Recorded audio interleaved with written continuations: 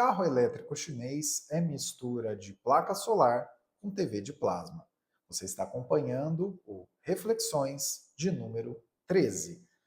Com todos esses números que a gente verifica nos últimos períodos de vendas de carros elétricos, sobretudo dos chineses, e também da entrada de novas marcas, talvez você esteja pensando, ou se você não está pensando, vou jogar essa semente agora na sua cabeça. Será que o seu próximo carro vai ser um carro elétrico e vai ser um carro elétrico chinês? Independente da sua resposta, nós estamos trazendo esse episódio para gerar uma certa reflexão, porque meses atrás, vários meses atrás, diga-se de passagem, se eu não estou enganado, isso ainda em 2024, nós trouxemos na Reflexionários, na nossa newsletter, duas edições dedicadas especificamente a isso. Uma falando sobre que tipo de condição que você precisaria ter para ter um carro elétrico na sua casa, e a outra dizendo quais são os reais incentivos que os governos têm para ampliação dessa malha não, né, dessa frota, vai por assim dizer, de carros elétricos dentro de um país. De fato, e isso é uma coisa que vocês raramente vão ver ou ouvir um economista fazer, as condições elas podem mudar muito mais rapidamente do que a gente imagina quando a gente tem uma devolutiva mais rápida, vinda de quem produz os itens. E vamos para exemplos objetivos para vocês entenderem o que é que eu estou querendo dizer com isso. Nessas duas edições, principalmente na primeira, que tem nome Só compre um veículo elétrico se você tiver essas condições, digo de novo, sempre que a gente citar aqui nos episódios, vai estar na descrição e recomendamos que você vá até a descrição dos episódios para depois, né, ver as fontes, se aprofundar um pouco mais no assunto. Mas enfim, quando foi escrito essa primeira edição, o grande ponto era: será que não estamos pensando muito mais na eficiência energética do carro do que necessariamente no que ele pode entregar de mudança mesmo? Né? Por exemplo, até utilizei a analogia da ponte de diamantes. Se você parar para pensar qual é o material que existe na natureza, qual o item que existe na natureza que está no ápice da escala de dureza, é o diamante. Então, por que a gente não constrói pontes de diamante? Porque não faz nenhum sentido. Esse ponto, quando foi colocado nessa edição da nossa newsletter, ele tinha como objetivo dizer o seguinte: não adianta nada você pensar em ter um elétrico se ele só resolver um problema de um lado, né, essa sua dependência de abastecer em posto de gasolina, você ficar suscetível aos preços da gasolina, variações do preço do petróleo e tudo mais. Não adianta você sair desse problema e ter que pagar muito mais caro, um veículo que eventualmente vai ter um desgaste muito grande, vai ter uma perda muito grande quando você tiver que vender ele. Só que a grande sacada é que do momento em que essa primeira newsletter foi escrita e agora, nós tivemos, principalmente vindo ali pelo lado da BYD, mas também tende a acontecer com outras montadoras chinesas, nós tivemos uma devolutiva muito mais ágil do que se imaginava.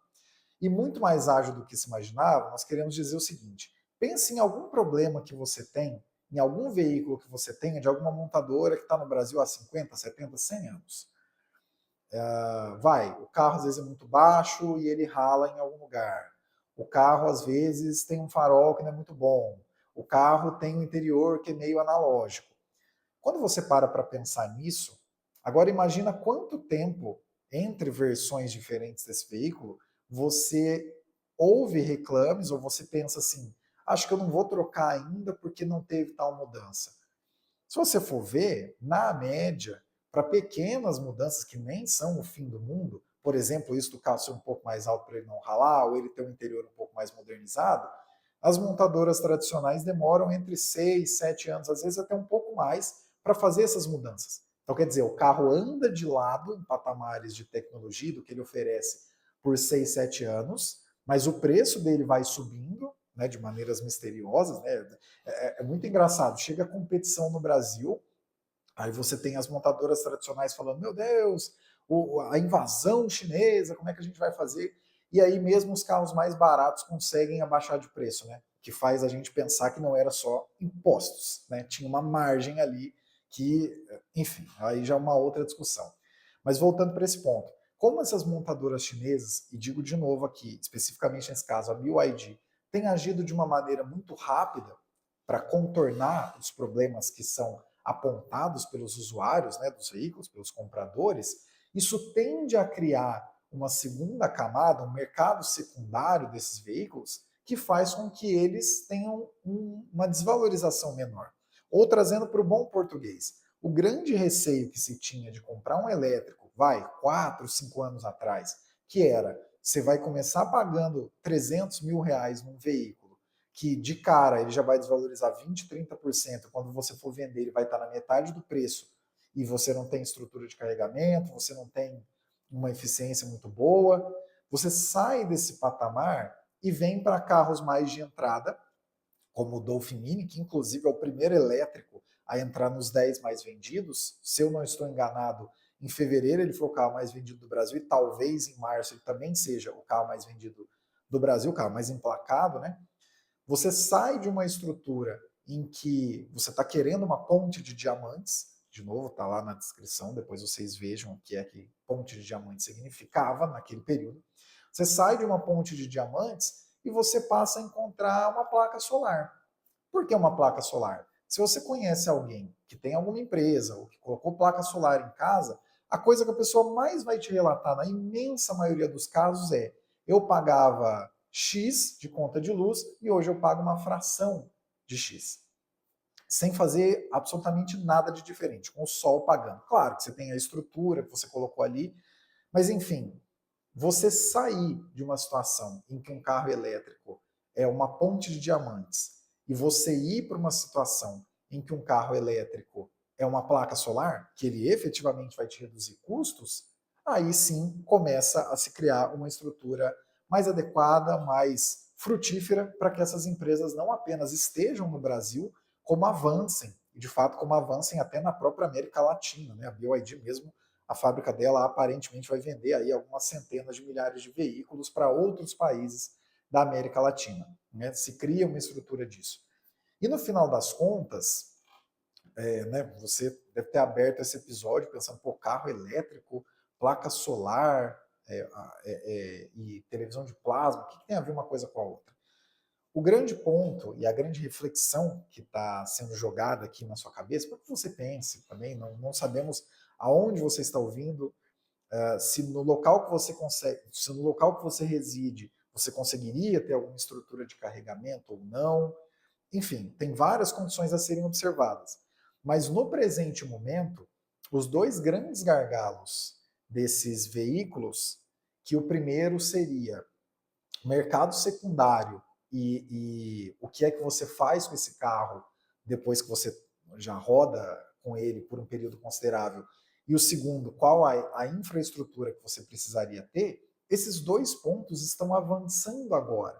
Só que aparentemente, e aí que entra a analogia com a televisão de plasma, aparentemente a gente está naquele período da história, vocês, né, os mais velhos que estiverem assistindo, vão entender. Geração Z, e não é nenhuma crítica, é realmente só uma constatação, geração Z talvez não tenha lembrança disso, mas o fato é o seguinte: quando a gente tinha TV de tubo, ela tinha toda aquela parte atrás, uma estrutura mágica que trazia a televisão para dentro da sua casa. E de repente surgiu a tal da televisão de tela plana, que, nossa, meu Deus, era um negócio mágico. Como é que eles conseguiram colocar toda a parafernália que a televisão tinha em uma estrutura tão curta? E as primeiras televisões que a gente tinha, né, de tela plana, eram as chamadas TVs de plasma. De novo, esse é um podcast sobre economia, política e assuntos afins e não tecnologia. Mas enfim, era uma tecnologia que permitia que você não tivesse aquele tubo imenso, se tivesse só uma superfície chapada, só que ainda assim estava no começo. Então essas TVs não duravam tanto tempo, aí entrava aquela grande questão: pô, mas a minha avó tem uma televisão desde os anos 50. Putz, né? A avó tinha bastante dinheiro, se ela tinha televisão dos anos 50. Mas enfim, tem uma televisão desde os anos 50, a televisão funciona perfeitamente até hoje. E essas TVs de plasma, pô, são mais caras e duram 2, 3 anos. E o que a gente foi observando ao longo do tempo foi o seguinte: por um lado, o custo de produção disso foi diminuindo, pela escala produtiva, e, por outro lado, a tecnologia que foi sendo empregada, né, saiu do plasma, entrou no LED, depois no OLED, tem toda uma tecnologia que hoje, em minha humilde opinião, ela é cosmética, marginalmente irrelevante entre, se você tem uma televisão de OLED, a Super OLED, a AMOLED, sei lá qual que é o nome, não vai ser muito melhor, ela vai ser melhor, mas ela não vai ser muito melhor. Quando a gente saiu do ponto tubo para plasma e agora para LED, o que a gente verificou? As televisões ficaram mais eficientes e ficaram mais baratas ao mesmo tempo. Se você for pesquisar isso, até for fazer alguma correção de valores ao longo do tempo pela calculadora do cidadão do Banco Central, porque é sempre uma diversão, é muito legal brincar com aquela calculadora. Se você for puxar uma televisão, sei lá, em 99, de 70 polegadas, de tubo, tal, aquelas que era quase um sistema de som na sua casa. Elas custavam hoje, sei lá, o que 10 televisões de 60 polegadas custam hoje, com uma tecnologia muito mais eficiente. E agora voltemos para o exemplo do carro. Aparentemente, com a velocidade que essas mudanças estão sendo entregues, para citar apenas duas aqui. A primeira, a respeito de suspensão. Quando o BYD Dolphin Mini foi lançado no Brasil, você pode procurar quatro rodas, Autosport, todo mundo que fez avaliação e também canais independentes do YouTube, um forte abraço, também somos um. Todos os canais que avaliaram esse carro, eles pontuaram a mesma coisa. Olha, o interior ele é muito bem feito, um carro muito bem montado, uma estrutura muito boa, porém a suspensão dele é muito molenga. Então, para as ruas do Brasil, que infelizmente tem buracos e tudo mais, você passa e o carro fica chacoalhando. Uma versão depois, um ano depois, a BYD já entregou um carro com outra suspensão, muito mais calibrada, e que todos esses mesmos canais que fizeram esse apontamento já colocaram na mesa. Olha, realmente a suspensão melhorou. Outro ponto, quando começou e entrou esse carro na linha brasileira, algumas pessoas pontuaram por um lado, a autonomia dele vai ser insuficiente, por isso talvez ele não venda muito. E por outro lado, também apontaram, olha, pode ser que essa autonomia esteja sobrando, não tem necessidade. Se o circuito, que a pessoa fizer todos os dias for inteiramente em cidade, taxista, motorista de Uber e tudo mais, não precisaria de uma autonomia tão grande, né? E como a bateria é uma parte bastante cara do carro, você poderia ter uma bateria menor, porque o cara vai conseguir carregar na casa dele ou no prédio, e aí não tem nenhum problema. E a BYD ouviu esses dois consumidores. Agora, mais recentemente, foi lançada uma versão do BYD, ou foi lançada, ou está para ser lançada por esses dias, enquanto você está ouvindo esse episódio, acompanhando esse episódio, caso você esteja acompanhando próximo do lançamento. Está para ser lançada uma versão ainda mais de entrada, focada em taxistas, focada também no público PCD, com uma autonomia menor, de até 250 quilômetros, o que para cidade, né, para dia a dia, tá até sobrando. E também deve ser lançada, e isso aí fica para o próximo modelo, provavelmente no ano de 2027, ou até no final desse ano, né? Não sabemos, a rapidez que os caras têm para entregar esses novos veículos é um negócio impressionante. Mas para o final desse ano, ou em 2027, a gente deve ter uma versão também do BYD Dolphin Mini que tem uma autonomia maior do que tem agora. Então, assim, a sensação que passa nesse presente momento é que a gente está na TV de plasma agora, entendeu? Um negócio que era impensável, nossa, como que vai colocar toda a infraestrutura de uma televisão em uma tela super fininha? Essa parte parece que a gente já está superando. Tanto é que se você for ver, é uma coisa muito interessante, já tem, sabe aquela velha história do uninho de firma? Já tem muito BYD Dolphin de firma. Muito mesmo. Se você olhar com cuidado, tem muito BYD Dolphin que está sendo vendido para empresa de telecomunicações, empresa de fibra ótica, de internet e tudo mais. Por que esse tipo de coisa acontece? Porque esses carros que vão parar na mão de técnicos que estão rodando o tempo inteiro não podem deixar na mão. E se isso aí está substituindo o ninho de firma, bicho, é porque no Brasil alguma coisa diz que está pegando, está funcionando de fato.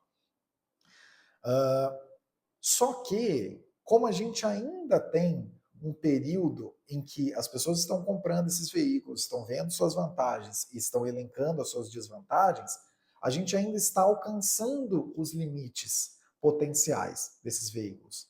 Uma coisa, por exemplo, se você for procurar, e desculpa citar tantas vezes o BYD Dolphin Mini no caso aqui, não é uma propaganda, isso não é um vídeo patrocinado, longe disso, não é esse o meu ponto, mas é só para dizer como existe um caso factível que está acontecendo agora, que desmente toda essa tese de o carro elétrico é super caro, é só para sinalização do meio ambiente, o carro elétrico desvaloriza pra caramba, o carro elétrico não vende. Esse é o carro que desmente essas três coisas ao mesmo tempo. Quando a gente olha para o estágio que a gente está agora, em termos de tecnologia, a sensação é que assim, a gente está no plasma, mas a gente já está vendo o LED ali na frente. Olha, o carro vai ter uma autonomia melhor, vai ter uma estrutura melhor. Aliás, por falar em estrutura, ainda tem esse outro ponto. Nesse momento aqui, estou me colocando como absolutamente cético de que isso vai acontecer. Mas para você que não viu, a BYD ela inventou, por assim dizer, um posto de carregamento dos seus veículos elétricos que carrega em acho que 9 minutos, carrega praticamente toda a bateria. Né? Em 5 minutos carrega até 70%, alguma coisa assim. O que sai daquela história de, meu Deus, estou viajando de carro elétrico, agora vou ter que deixar 40 minutos na tomada. E a parte que eu digo que eu sou cético não é deles terem inventado. De fato, isso já existe, já está funcionando na China. Mas eles sinalizaram recentemente que vão instalar 1.000 desses no Brasil.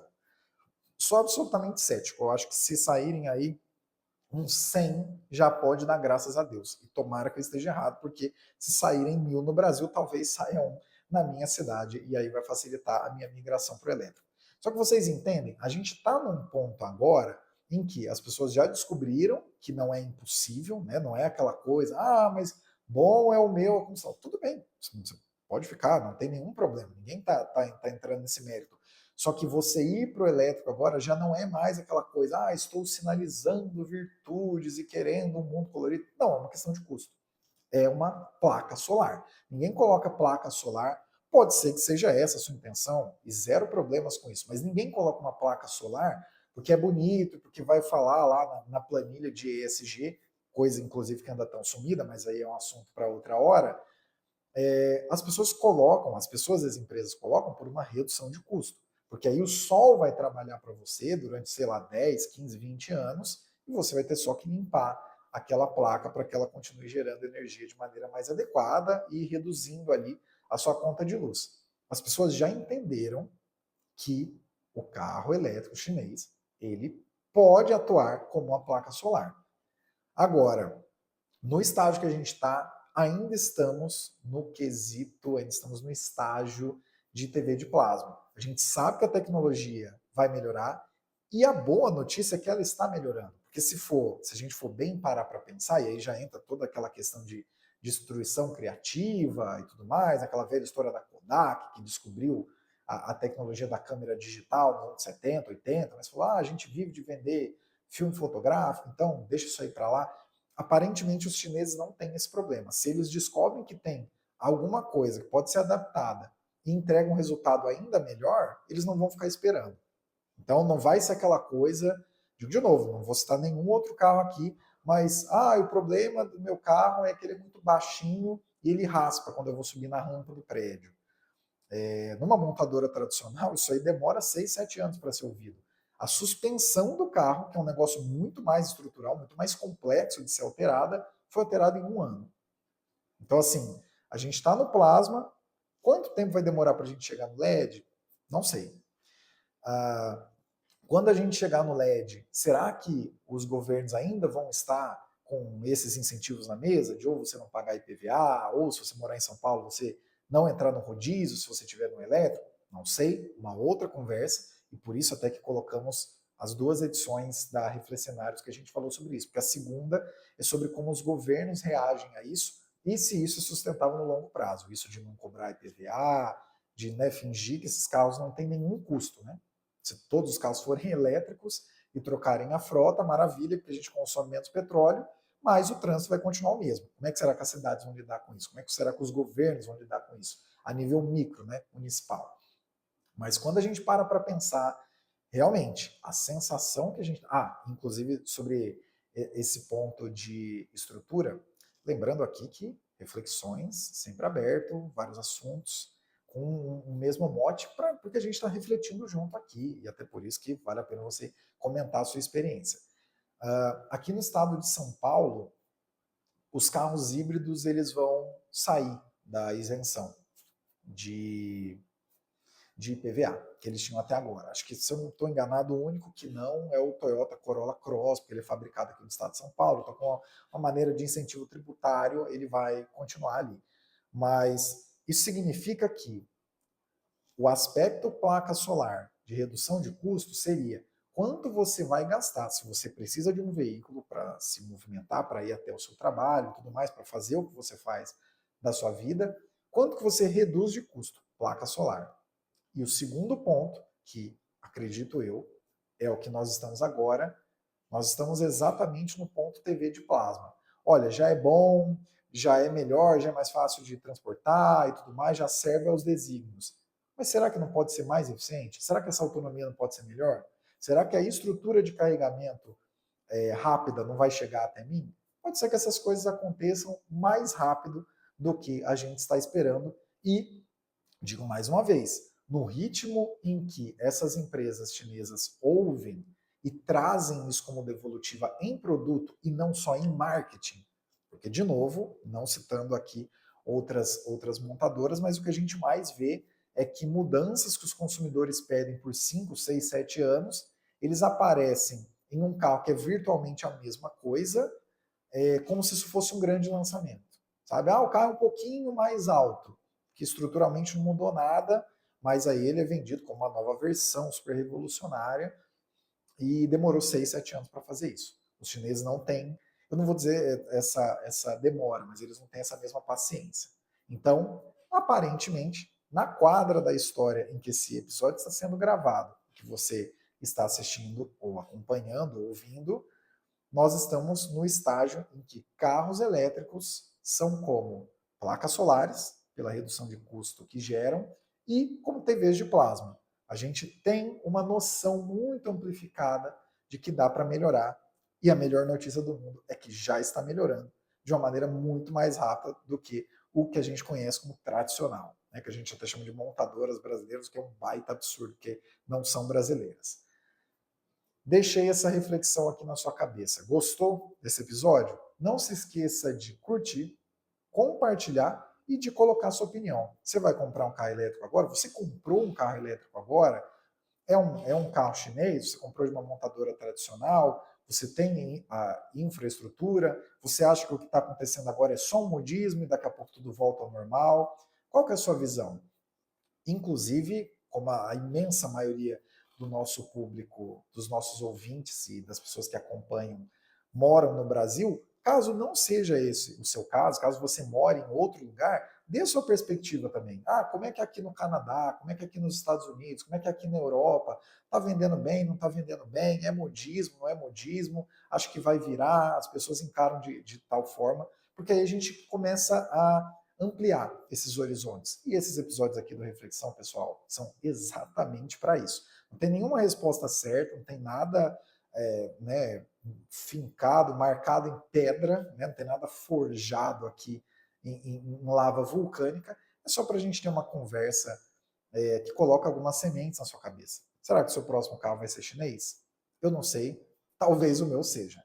Caio Augusto, diretamente de 2 de abril de 2026. Caso você esteja ouvindo esse episódio próximo ao lançamento, boa Páscoa para você. Até o próximo Reflexões.